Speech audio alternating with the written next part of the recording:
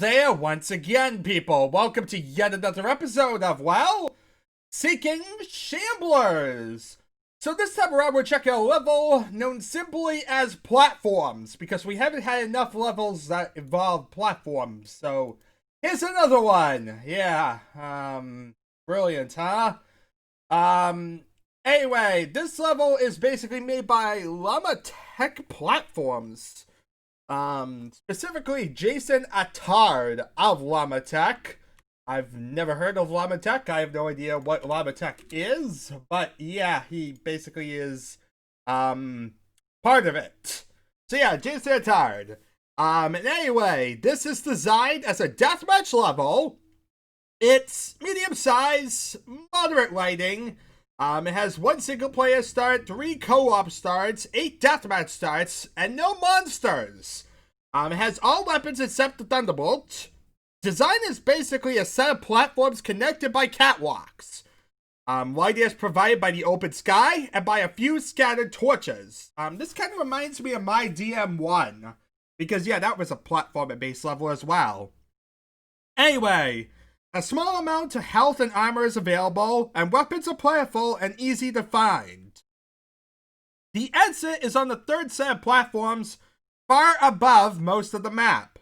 You will need to teleport to get up there, and then jump over a barrier, marked exit, to leave the level. So, that seems simple enough. As said, it's just a basic deathmatch level, nothing really fancy here. And he used quests to make this, by the way. It did say in one of the documentations, but luckily it said in the other. So yeah, it's your bare bones Quake quest level.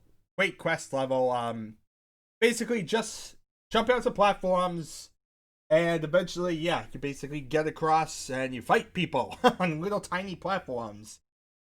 Makes sense that this kind of was like a big appeal at the time, because you couldn't really do this type of stuff during the days of Doom, really, as far as I'm aware. So, needless to say, having the ability to platform and basically have like a 3D platformer wasn't really hated yet. A lot of people ended up hating the whole 3D platforming based FPS thing and the need to jump from platform to platform. Me, I basically live right in that era, and that's really the golden era for me, is when you could platform to platform. Ironic, I'm not a big fan of platformers, but all of a sudden you give me the 3D element, and all of a sudden platforming becomes kind of better. Probably should play Tomb Raider at some point, shouldn't I? Yeah. Anyway, let's load this thing up, see what exactly there is to see with this stupid thing. Yeah, about Tomb Raider and that type of stuff, I might eventually actually tackle that. Because I do definitely want to try and tackle that type of stuff. But I think I will wait until I really finish with Quake and 96 and that type of stuff before I really, like, clear out the other few games. Let's see here. What game am I typing in here? Platform? I think it is. Yep. Okay, so, as you see, basically a water-based platform thing, apparently. No real lava and death. There we are. It has like 3 levels of platforming nonsense, I guess. I can't really see what I'm doing, but it has a platform. So as you see, there's some teleporters down in the water. 2 of them to be exact. It's pretty symmetrical of a level so far from what I'm seeing. You have these little pillars on the sides, and it looks like there's no items in the water at all. It seems like the water is just a little arena to fight in. There's actually nothing to really do here at all. That's brilliant. Just what the world needed, right? The ability to not do anything.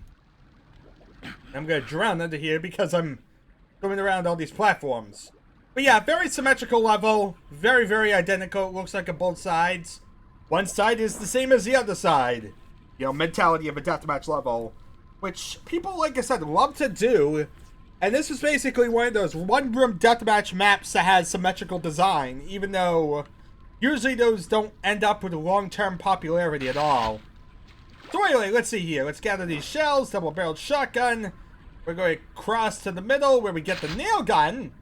And now we're basically going to repeat the process on the other side, because as said, it's pretty much symmetrical. So as far as I'm aware, you're basically doing the same thing on 2 sides.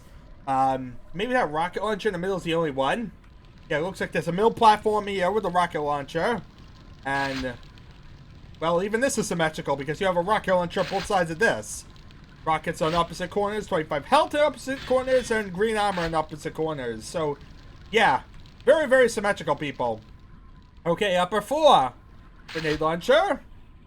And more double-barreled shotguns. Why in God's name would you keep giving me so many double-barreled shotguns? I mean, it's not even useful for this level. It's so massive that I would imagine it being worthless. Yeah. At least I have the double-barreled grenade launcher, which might be useful. But at long range, it sure isn't. Basically, if you have the rocket launcher, you're dominating this map. No wonder it's like the middle platform area, and that kind of makes sense. Where's the super nail gun at? Maybe on the top floor? Let's see here. Because this is as high as you could go this way. Let's go into the teleporter. I assume this will bring me to the top floor. Here's the exit, which you can jump over and into. But there seems to be nothing else up here. It seems like this is a totally empty area. And if I remember correctly, he said every gun was in here. Except the Thunderbolt. And we don't have the super nail gun, so that means there's something missing, people. Either his documentation is incorrect, or there's actually another weapon that I'm not finding.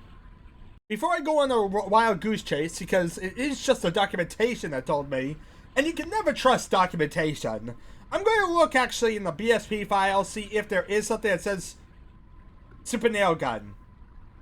It literally was one of the first things that appeared in the list.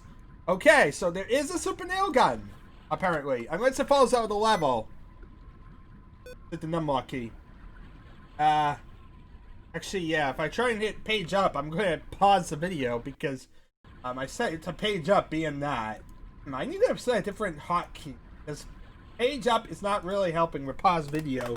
Because then I want to, like, page up with it and that won't really help me. Let's do F1. That might help more because Sunkat's name is going to hit F1.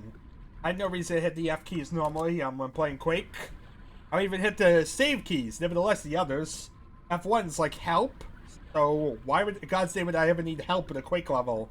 So that now I can actually page up without messing up my video. As you see, there is nothing that looks like something fell out of the level. So unless it was a messed up entity, I have to assume it's in here. But it's not in here. I don't see it. Weird. And the weapons seem pretty obvious and easy to find. It wasn't exactly hard to find anything, so now I'm a bit confused. I don't like this darkness. It isn't really helping in this circumstance. You know what? I think I'm going to RF Fulbright it just for a moment because I want to see if there is anything I'm missing. And this darkness would hurt more than help here. So yeah, I'm just going to run around. Is there anything else in the water I miss? Because yeah, I swam through all the water.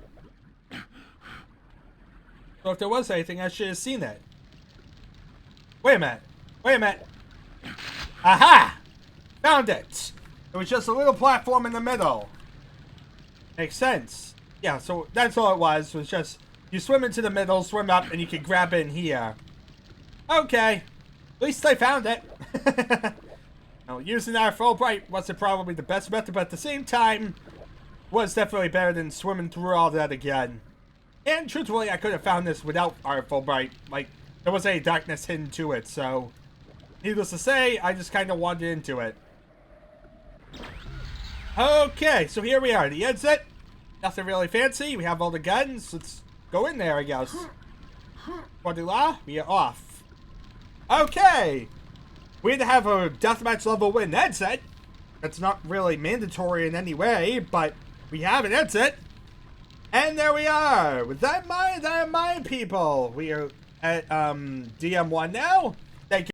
Whoops, hit the pause button. I love that I just said I wouldn't hit the pause button. Now I managed to hit it. But yeah, thank you all for watching, people. It's been an adventure, and I shall see you all, well, next time.